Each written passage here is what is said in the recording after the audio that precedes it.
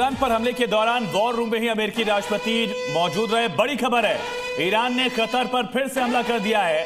जो अल उदैद एयरबेस है उसको टारगेट किया गया। बड़ी और अहम जानकारी।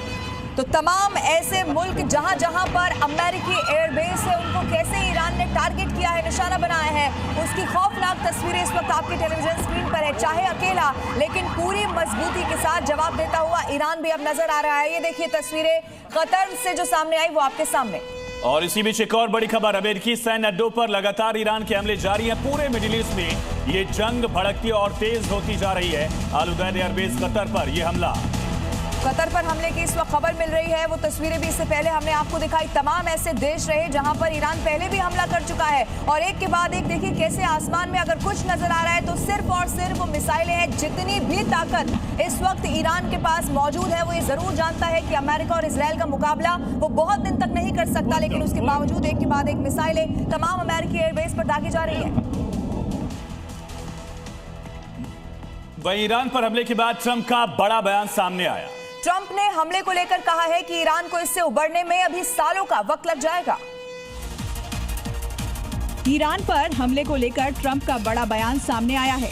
ट्रंप ने एक न्यूज चैनल से बातचीत में कहा, यह कार्रवाई केवल एक चेतावनी नहीं बल्कि ईरानी सैन्य क्षमता को दशकों पीछे धकेलने वाला प्रहार है। ट्रंप ने कहा कि मैं इसे लंबा खींच सकता हूं या फिर कुछ ही दिन में खत्म कर सकता हूं। दोनों की हालात में ईरान को उबरने में बहुत लंबा वक्त लगेगा। ट्रंप ने संकेत दिया कि उनकी नीति अब केवल प्रतिबंधों तक सीमित नहीं है बल्कि सटीक और कठोर सैन्य कार्रवाई अब मेज पर है।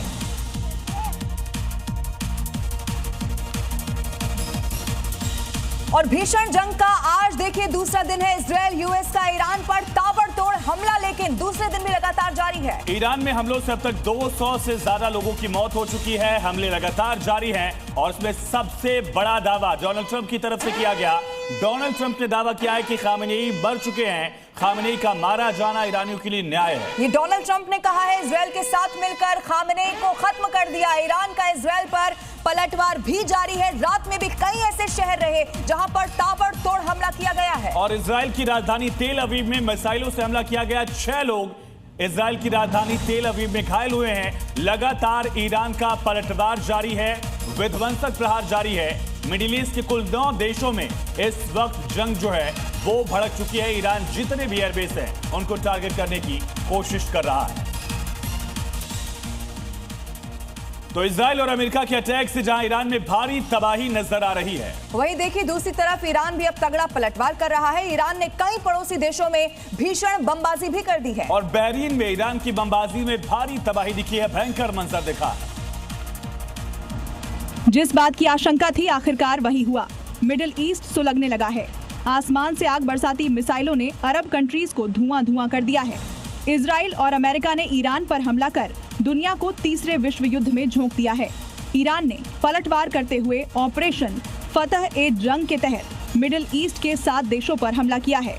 बहरीन में जिस इमारत को ईरान ने निशाना बनाया वहां अमेरिका की कई हस्तियां मौजूद थीं। बहरीन में अमेरिका के नेवल बेस को ईरान ने पूरी तरह तबाह कर दिया है।